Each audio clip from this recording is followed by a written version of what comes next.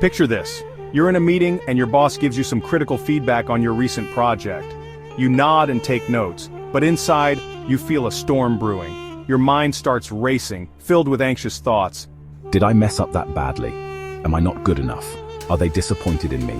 Did I let them down? Do they even value my work anymore? Have I ruined my reputation? Sound familiar? This, my friend, is the dreaded whisper of rejection sensitive dysphoria, or RSD as we like to call it. We've all been there, right?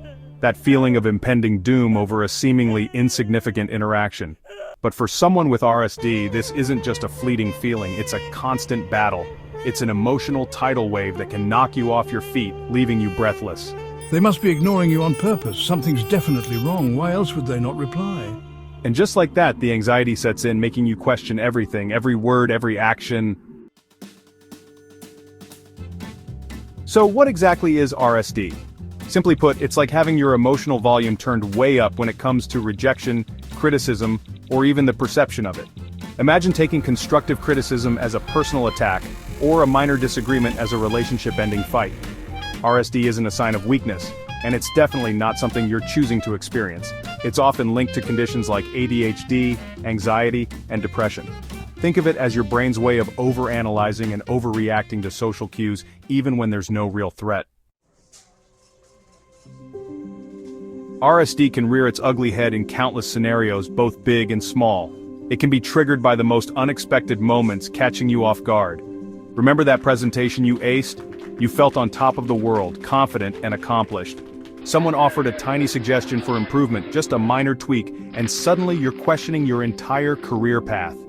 Doubt creeps in, overshadowing your achievements. Maybe I'm not cut out for this job. What if I'm just fooling myself? What if I'm a failure? These thoughts can be relentless. Or that time you were hanging out with friends, enjoying the moment, and they seemed a bit distracted. You start to wonder if it's something you did. Cue the spiral of self-doubt. It can be overwhelming. They're bored of me. They don't really want me here. They'd rather be somewhere else. These thoughts can be isolating. From romantic relationships to friendships to workplace dynamics, RSD can infiltrate every aspect of your life, casting a shadow of doubt and insecurity on even the most positive interactions. It's like a dark cloud that follows you around. It's like wearing a pair of rejection goggles that magnify every perceived slight and minimize every genuine compliment. The good things seem smaller, the bad things seem bigger. Alex, your work is great, really impressive, but maybe you could tweak this part a bit. Just a small change. Hey, just a thought, no pressure. Maybe we could try a different approach next time. It might work better. Alex, watch your form. You're doing great, but just need a slight adjustment.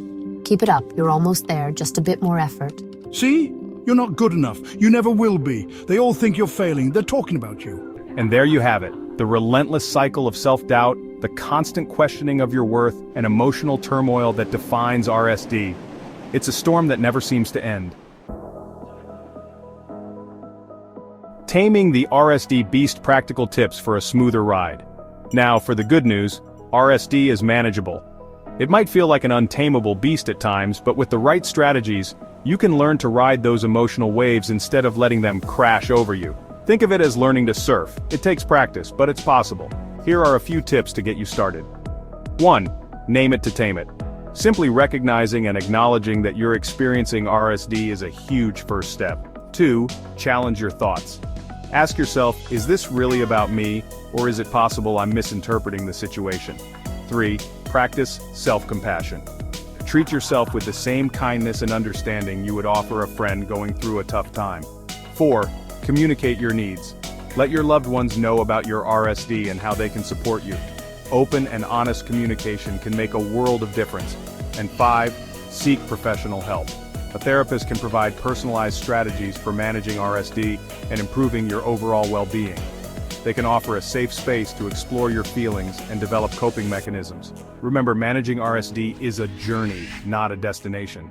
It's about progress, not perfection. There will be good days and bad days, but with each step you take towards understanding and coping with your emotions, you're building resilience and paving the way for a happier, more fulfilling life. Embrace the journey and celebrate your progress. You're not alone. Finding your RSD tribe. If you're reading this and nodding along, know that you are not alone. RSD might make you feel like you're the only one experiencing the world with this heightened sensitivity, but trust me, there's a whole community out there who gets it. Connect with others online or in person, share your experiences, offer support, and remember that vulnerability is a strength, not a weakness. By embracing your RSD and learning to navigate its complexities, you're not just surviving, you're thriving.